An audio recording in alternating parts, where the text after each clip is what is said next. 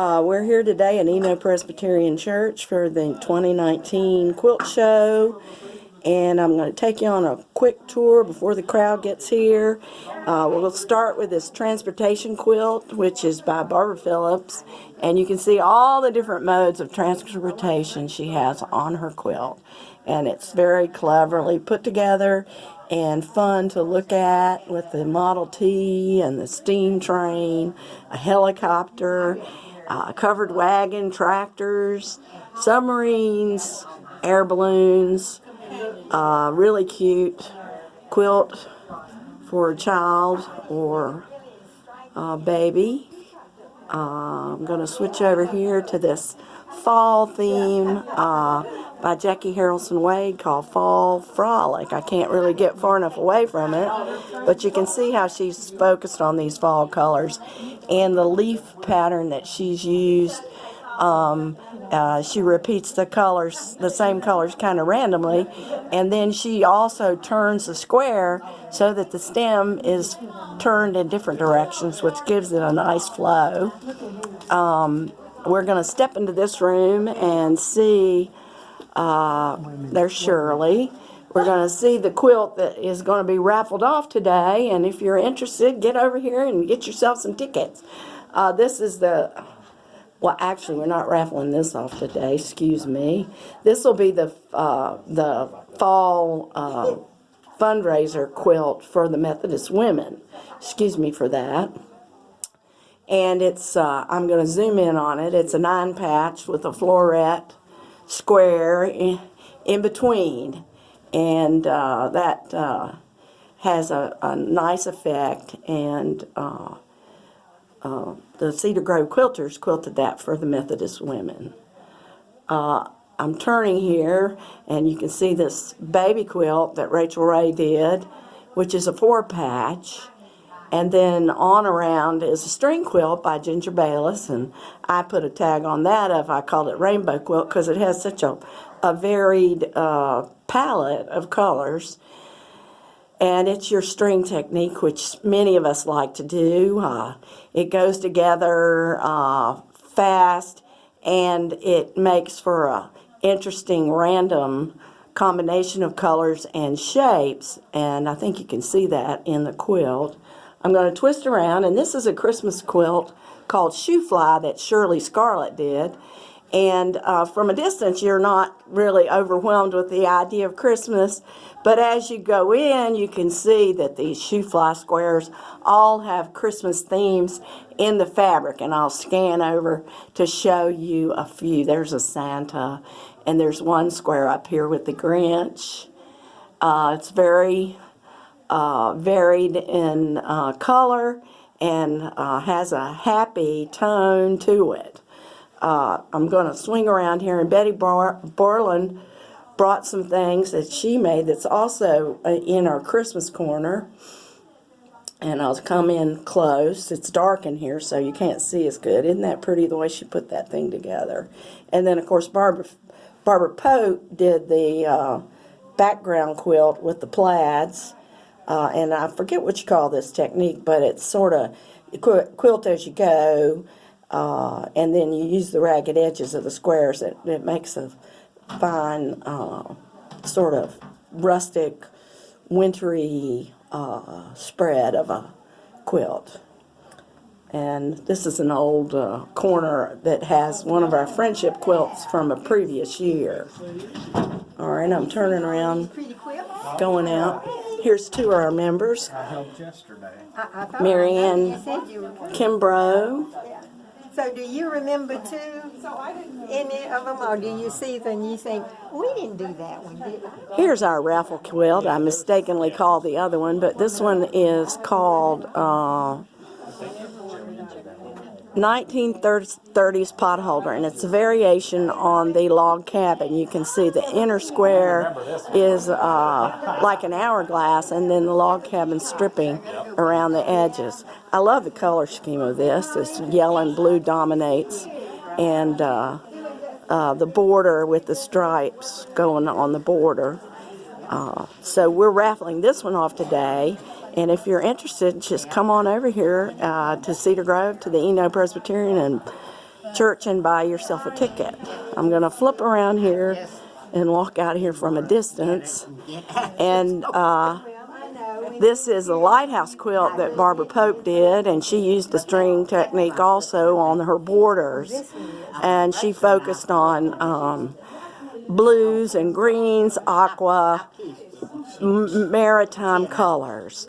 And then she's got the center panel of the lighthouse. We'll go in close so you can see that better. There's a lot of quilting on this quilt. And she did this for her son. And I think when you get really close in the fabric, you can see all the different patterns which relate to the sea. Here's a baby quilt by Polly Duncan. Polly's palette is always very colorful. And it has a sort of a watercolor effect in a way, and so I think you can see that in there. I'm going to back up and show you Elaine Johnson's Castles in Spain. The light's coming in the window, so it sort of clouds up the image, but you can see the points sort of suggest the type of crenellated edge that goes across the roof of a castle, and I think that's where they got the name. Anyhow, the palette there is the purple and aqua pink. It goes together really nice. It's a more soothing, harmonious combination of colors. I'm going to flip over here to Joanne Mathis's quilt, which is vibrant, and it has sort of light airiness with this patterned border around the edges. I think adds a lot to it. I'm going to go in tight so you can see some of these squares, the intricacies of the squares and the quilting on the connecting strips. Alicia and Jackie's supposed to be. And they probably are. The title of this quilt is Eloise's Folk Art Fantasy. There's some white work in this quilt on the edging, and there you can see better that border up top. Pulls all the colors together. Beautiful. Here's two of our members, Polly Duncan and Barbara Phillips. Give us a smile, ladies. Hey. Okay, this is Barbara and Polly. I'm going to switch around and look at Polly's quilt. This is Polly's quilt. It's called Hunter Star. And this is always an interesting pattern to see what people do with it. I love the border that Polly chose of appliquing the leaves and the sort of a vine-like. And it makes the stars almost look more like flowers. I'm going to go in tight and you think about this and how she put this together. Where are her squares? What are the simple squares that she used? And I think you can see she's got a solid square and then this square and then the reverse, then she can flip it over and reverse it, and that's how she makes this floret star. I'm going to pan around, but you see how that works. And when you come out from it, you get more of a feeling of the stars. There you go. I'm going to turn over here to Betty Borland's, which is called Oh Susanna. We'll step back. And Oh Susanna, this quilt Betty put together some great colors, and they're juxtapositioned across the surface of the quilt in a real sort of random pattern that just makes your eyes dance around. I love this quilt. I think it's really pretty. And I love it when you look at a quilt and you can't always figure out how she did it. And you have to sort of study it. And I'll go in close so you can see a block, and maybe you can have your own theory of how she put it together. There you go. There's 4 blocks put together with the stripping and the colors in the corner, which coordinate with some of the colors in the square. Okay, I'm going to back up now and flip around and come in on Joanne Mathis's quilt. I love this quilt too. Doesn't this just lead your eye all over? And this great color scheme. And I always drawn to these quilts that have a dark background. Look at her border here. I'm going to go in tight on this border. There you go. See how she did her border? It's almost like little houses on end going around the edge of this. You could almost imagine that it might be a aerial view of a town or something. But there's a star in there. What would you say? Let's see. Basically, I guess it's a star pattern. Okay. Now I'm going to flip around, and we have two pieces of stack and white, which Barbara Phillips did. We feel these, again, I showed you the other stack and white, and you can see that these are from the same they're two different patterns from the same fabric. And the border shows you what the fabric actually looks like. I haven't ever made one of these, and I really don't understand exactly how it works. I would have to take a class. But I think it's fascinating. And she said she also had a quilt. These pieces went with a quilt.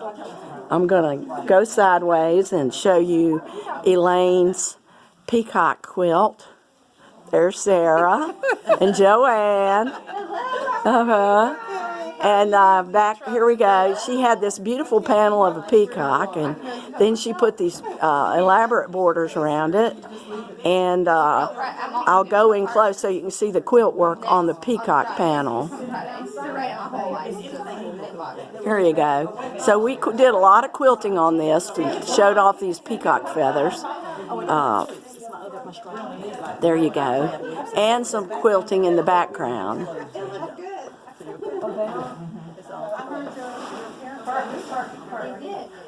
There you go. Whoops. Go slower, Marcia. There we go. Okay, we're going to go over to this corner and look at Rachel Ray's green string quilt. Rachel always has a string quilt to contribute, and this one came off really nice. These greens are soothing, and it's a great quilt for this time of year because there's so much green out there with the leaves getting bigger every day. The green string is a nice addition to our show to celebrate spring. This is my quilt. It's called Harbor Lights, and this quilt I've been working on this quilt for, probably 5 years. It started with the center part and just every year I decide something different to do and add something to it. And one of my goals on this quilt was to incorporate the tumbling dice square somehow into the quilt without having to do a whole quilt of tumbling dice. So I think you can see that effect around that one border, and it gives it a kind of a three-dimensional look there.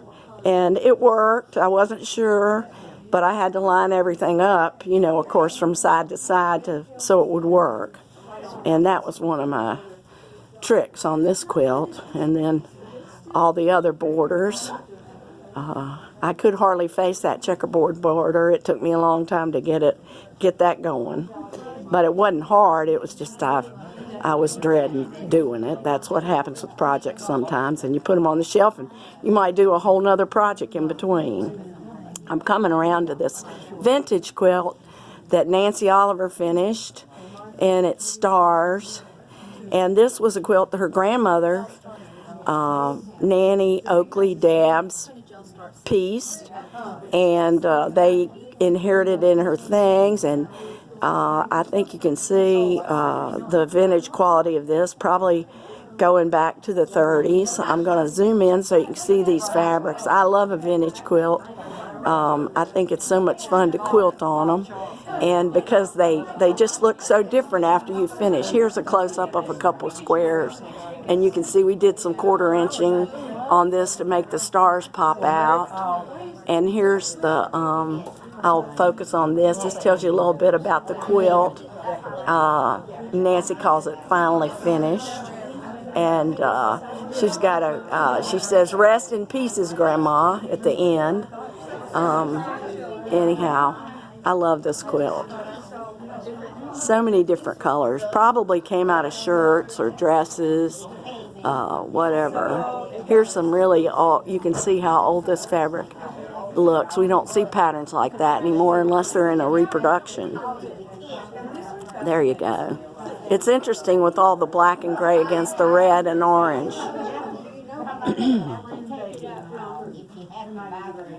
Coming back around. This is another one of Elaine Johnson's quilts. This is called Cobblestones. And you can see all their squares on point.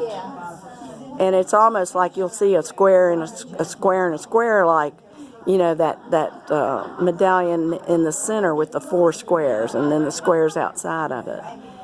And it's a happy, vibrant color palette. And it is right next to Shirley's quilt, her churn dash quilt, which to me is just like looking at the sun. I think it's great. It's so cheerful and bright. And this is an old pattern that's been popular. It's called churn dash. Coming around over here, we'll finish up. I'm looking at Kathy Lewis's 9-patch. It's called Liberty Swatches 9-patch, and we're moving in close so you can see. Right here is a 9-patch square, and this 9-patch pattern can be modified in many different ways to work together with other patterns, or you can just do a whole quilt in it. But you can see how she did each individual 9-patch has a certain color scheme, and then she put them all together. I'll back on off of that, and you can get a view of the whole quilt again.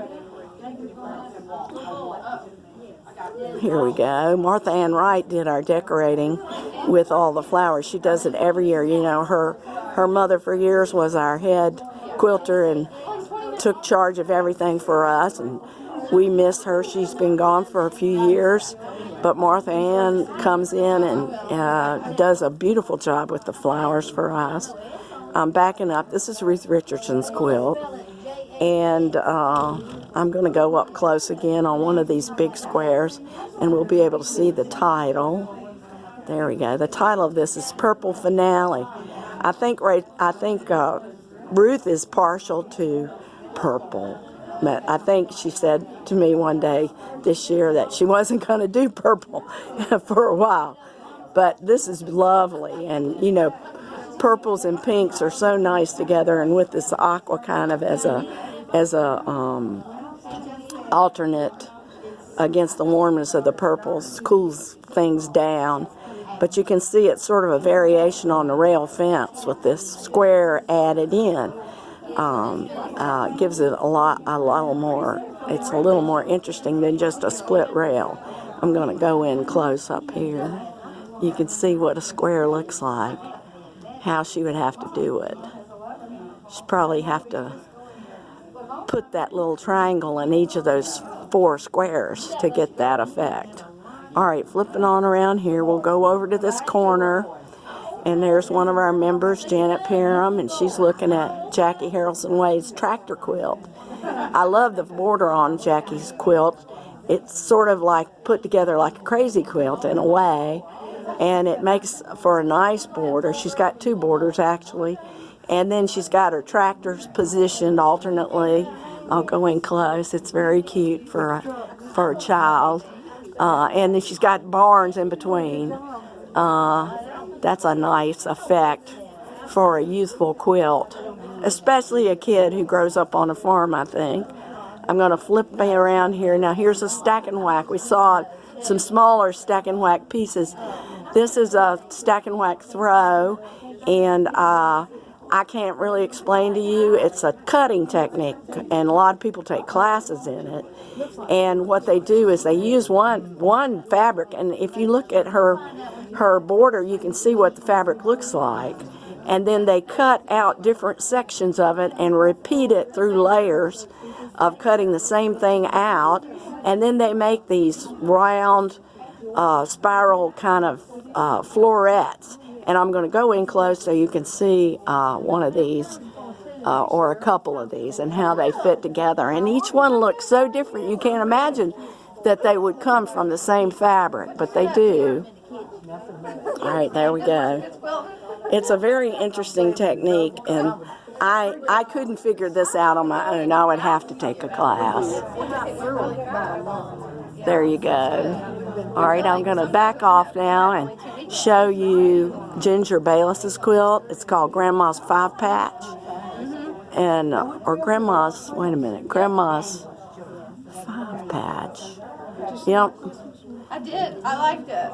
So, it's got strings in between, and the 5-Patch, I think, would be considered the corners of these stretcher areas between the white squares. Let's go in close and see how she put it together. You have to send it off to get it machine. I think she does like a square like this, and then does the strips in between. Like that would be the strip in between with the square. The colors in this are great. And I think she did this for her son-in-law or her husband's son. I'm not sure. But anyway, it's for Dame and Nance. And Rachel Way helped her quilt this. Here we go out. I think I've got everything. Let me go back down here and go where we started just in case. Here's two of our members, Nancy Oliver and Joanne Mathis. What is this on? This is our preview show. Oh, preview. Preview show. Okay, we're back to the entrance, That's what I'm talking about. I saw this. We'll see this in a minute. and we've got our greeters out here, and we're about ready to go to receive the public. Oh, that's funny. Okie doke. Hope you can come out and see our show today. Oh, there's a couple.